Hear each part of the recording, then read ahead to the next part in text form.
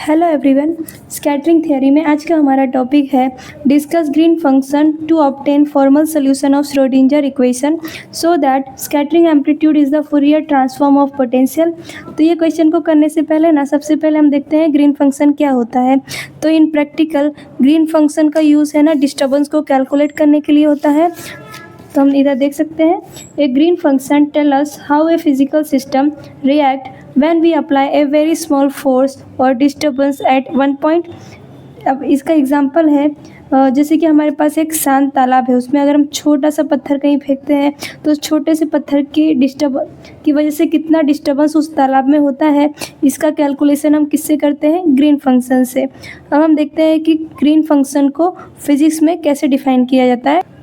तो Green function is a solution of a linear differential equation corresponding to unit impulses. It is use to obtain the solution of an inhomogeneous differential equation. ये function का use inhomogeneous differential equation होती है उसका solution obtain करने के लिए होता है। अब इसके एप्लीकेशंस देख लेते हैं। तो क्वांटम फिजिक्स है, इसमें पार्टिकल के प्रोपेगेशन को डिफाइन करने के लिए क्या यूज़ करते हैं? ग्रीन फंक्शन का। देन आफ्टर स्कैटरिंग थियरी है, उसमें श्रोडिंगर इक्वेशन को सॉल्व करने के लिए ग्रीन फंक्शन का यूज़ किया जाता है। देन आफ्टर है इलेक्ट्रोडायनेमिक में पॉइसन मैक्सवेल इक्वेशन को सॉल्व करने के लिए होता है। एंड वेव मैकेनिक है, उसमें वेव इक्वेशन को सॉल्व करने के लिए क्या हम यूज़ करते हैं? ग्रीन फंक्शन को। अब हम देखते हैं हमारा answer. So green function can be given for a linear differential operator ohm. ये हमारा लीनियर डिफरेंशियल ऑपरेटर है आर एंड डेल्टा। अब इसके ग्रीन फंक्शन के लिए ये इक्वेशन है, इसमें जी आर जो है हमारा क्या है? Green function. ये है हमारा डेल्टा फंक्शन जिसकी वैल्यू जब आर इक्वल्स टू 1 होगा तब कुछ वैल्यू होगी, बाकी पॉइंट के लिए 0 होती है ना। अब दूसरा है कि अगर होमोजीनियस इक्वेशन है देन हमको पता है कि ग्रीन फंक्शन की वैल्यू क्या होती है? 0 ना। इक्वेशन 1 में इक्वेशन 2 को हम ऐड करते हैं, सो ओ हम R delta G R R dash plus 0 ना। अब 0 की वैल्यू क्या है? ये वाली, तो इसको हम यहाँ पर सब्सटीट्यूट कर देंगे। देन आफ्टर हम इस ऑपरेटर को क्या ले लेंगे? कॉमन ले लेंगे। सो आगे देखते हैं ना।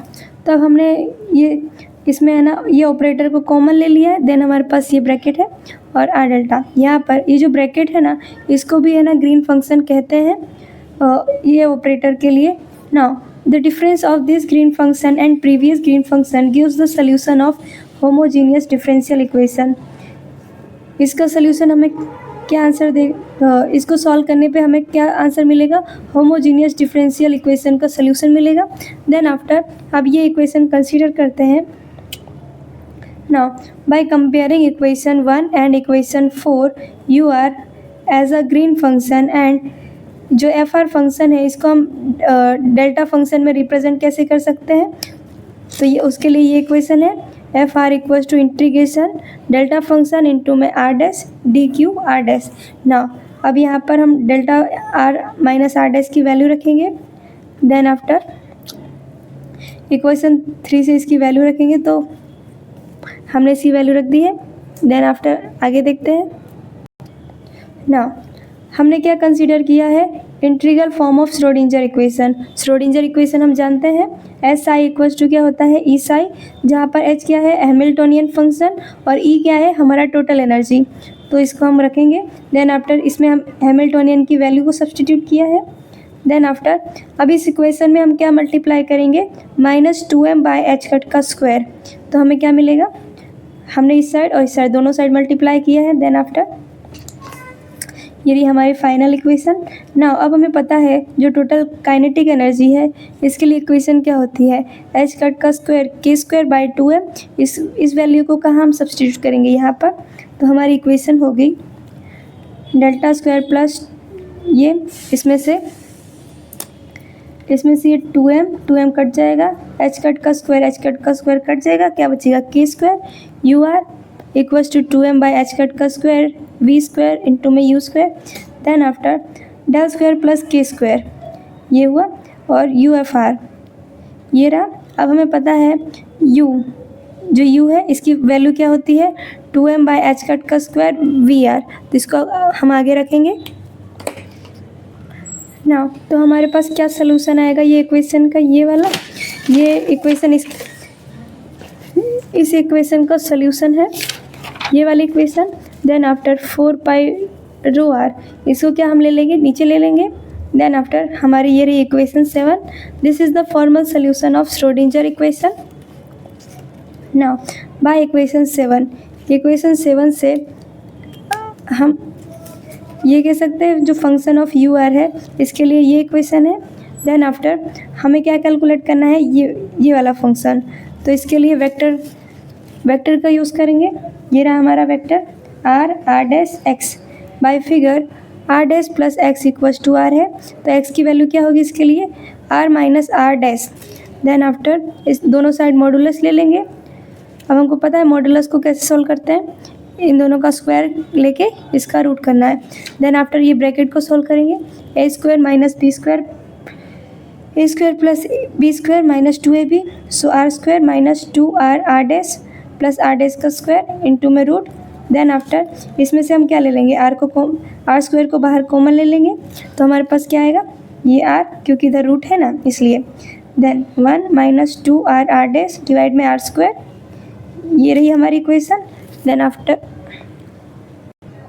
नाउ अब हमको पता है जब r is very very greater than R dash होगा, देन आर डैश डिवाइड में r, इसको क्या कर सकते हैं हम, नेगलेक्ट कर सकते हैं।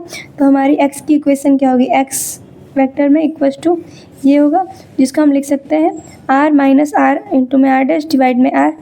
देन हम सपोज करते हैं कि r डैश डिवाइड में r क्या होता है, वेव वेक्टर के, सो हम इसकी वैल्यू रखेंगे r minus R dash equals to r minus K into में r। अब ये रही इक्वेशन 9, इसको हम कहाँ सब्स्टिट्यूट करेंगे, इक्वेशन 8 में, जो पुरानी वाली इक्वेशन है उसमें। तो ये रही हमारी इक्वेशन। देन आफ्टर इसको हम आगे और सॉल्व करेंगे, इसको इससे मल्टीप्लाई करेंगे, फिर इसको इससे मल्टीप्लाई करेंगे, तो हमारे पास क्या आएगा, e की power I K Z minus I K are. ये जो फर्स्ट फैक्टर है ये बाहर आ गया और ये दूसरा फैक्टर ये अंदर है। देन आफ्टर ये रही हमारी इक्वेशन 11। अब जब r इक्वल्स टू क्या होता है, इनफाइनाइट, तो हमें इसकी वैल्यू पता है, इक्वेशन पता है इसके लिए, U R equals to E की power I K Z plus F theta five E I K R divide में आर ना।